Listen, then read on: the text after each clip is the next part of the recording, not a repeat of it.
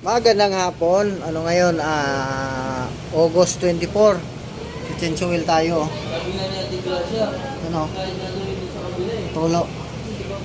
Kitchen oil tayo. Ano? Ang 1.5 na kasi ang tinakbo eh. Simula nung nagano. At saka gear oil kasi nakadalawang na. Ito yung gamit natin, oh. Yan. 1550 Ultra 100% synthetic, 684 sa Shell eh. Tapos ito ay 72 na discount natin to. Bari ito ang discount niya. Kaya ano, 700 plus yan, naka-discount tayo ng nasa 75.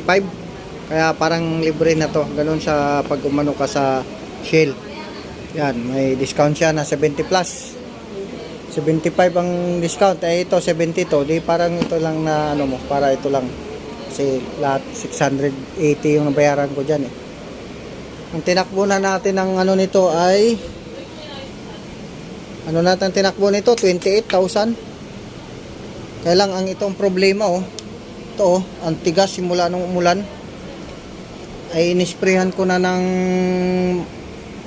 marsh cleaner, ay ayaw pa rin eh. Ganit, ang tigas oh. Oh. Yun. Yan sa kanano. Pwersang-pwersa talaga. Kaya ang problema sa mga kilis. Pag laging naulan na, nung 2 linggong ulan. Pero inisprayan ko yan, ayan oh. Yan oh, na 0-0 ko na yung odo niya. Trip 1, trip 2 kasi ang ano ko eh. Yung ano ko. Pero ano din yan. Ang battery, yung TCS on, TCS lagi always on yan. Trip 0 kasi 0 yung ano eh. Tapos belt 3044 yung belt.